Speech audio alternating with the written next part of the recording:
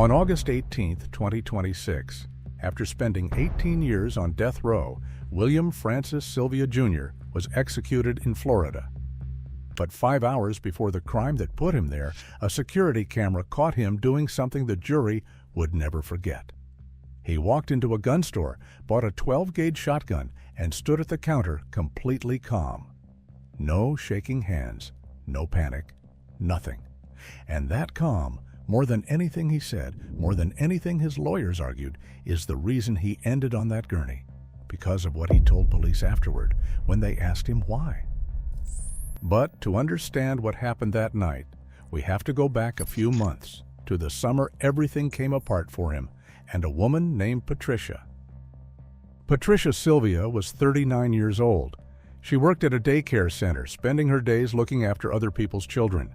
She had 4 kids of her own and a sister with Down syndrome named Robin, who lived with her and she helped care for. She was, by every account, the person who held her family together. And in the summer of 2006, she finally did the hardest thing she had ever done. She left her husband. She had married William Silvia in 2002, but by that July, she'd had enough.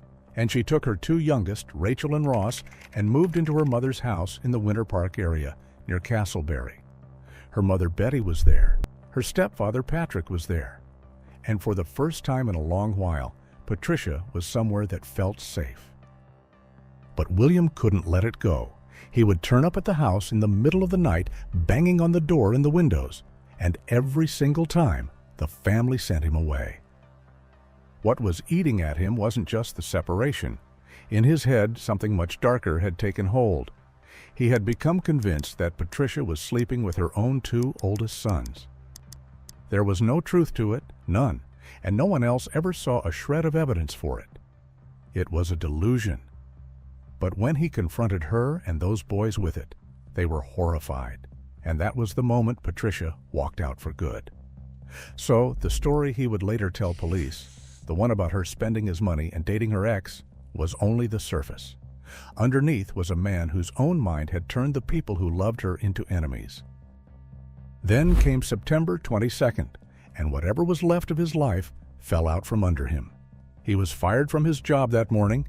He was already homeless, sleeping in his truck, and renting a cheap motel room when he could scrape it together. So on the day he lost the last thing he had, he didn't fall apart. He went shopping. At around 10 to 4 that afternoon, he walked into a store called Shoot Straight and bought a pump-action 12-gauge Mossberg. And this is the piece the jury kept circling back to. The video shows him taking his time, looking the guns over, chatting with the clerk, paying, and walking back into the daylight like a man buying a lawnmower. The judge would later put it plainly. He exhibited no bizarre, agitated, frenzied, or panicked behavior. He was calm the entire time. But William wasn't done. He drove to a second store and bought 4 boxes of shells, both birdshot and buckshot, 20 rounds in all. The gun he had chosen had a short barrel, the kind that throws a wider spread, so a single shot hits more of whatever's in front of it. Then he checked into a motel, bought a 6-pack of beer, and waited. For hours. The shotgun was already loaded in the truck, and on the passenger seat next to it sat the divorce papers between him and Patricia. By around 9 that evening, the family was out in the carport having a cookout. 10 people, give or take: Patricia, her kids, her mother, her stepfather, Patrick's brother Jerome, Robin, a couple of neighbors. An ordinary Friday, right up until a truck pulled up at the end of the street. William walked up and stood at the edge of the carport with his arms crossed, just staring. It was 15-year-old Rachel who finally asked him what he wanted. He said he needed to talk to her mother.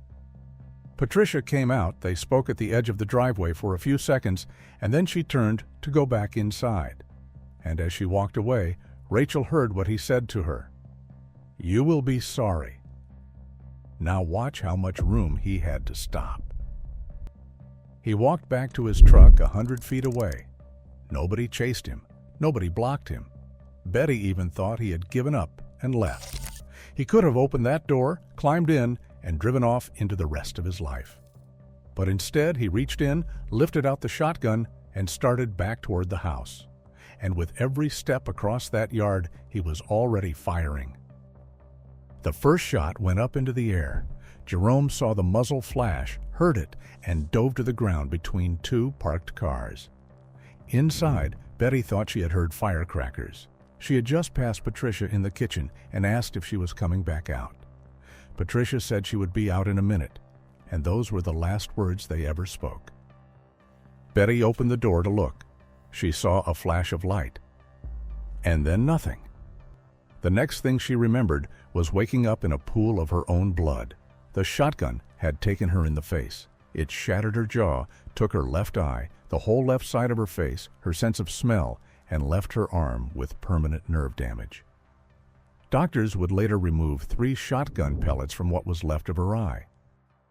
Patricia was a few feet away, reaching into the refrigerator for that iced tea, doing the most ordinary thing a person can do. William shot her in the head, and she went down right there on the kitchen floor. Her 12-year-old son, Ross, was standing close enough to watch his mother fall in front of him, and he started screaming.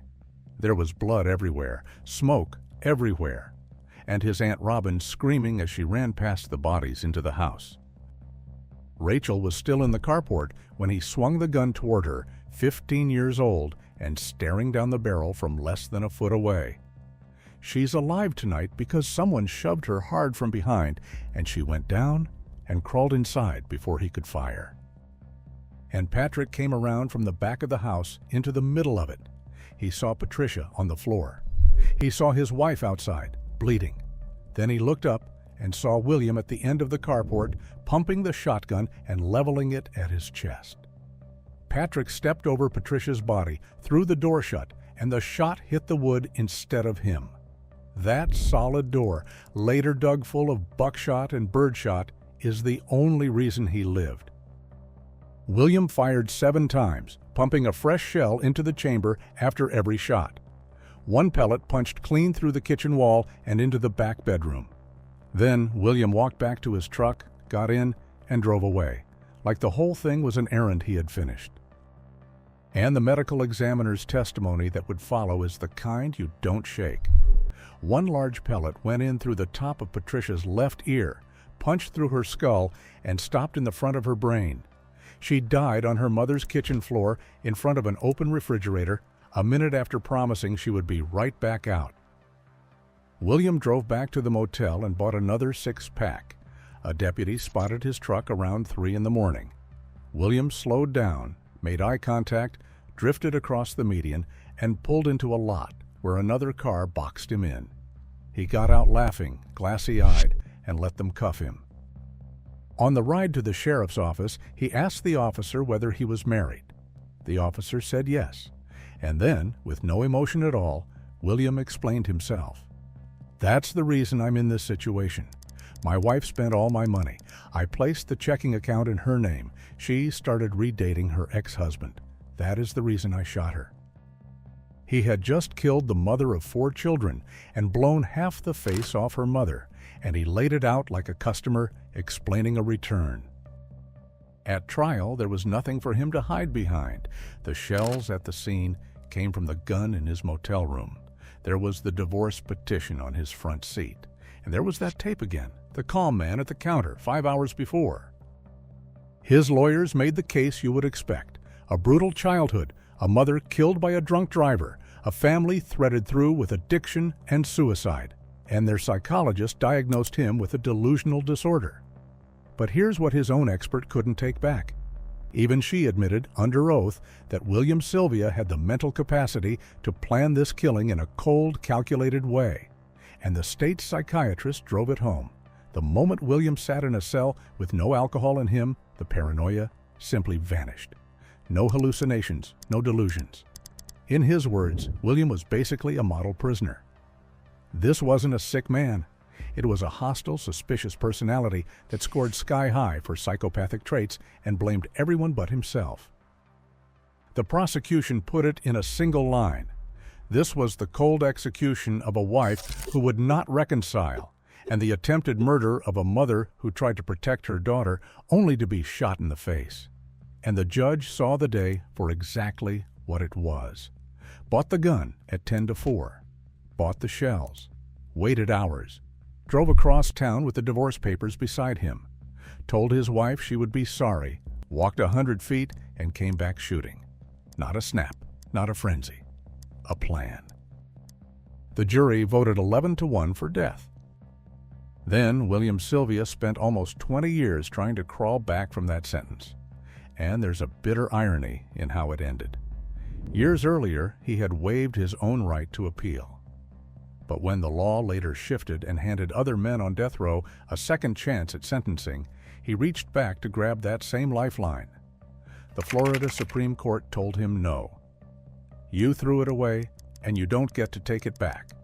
They reinstated his sentence in 2018. A federal appeal died in 2024.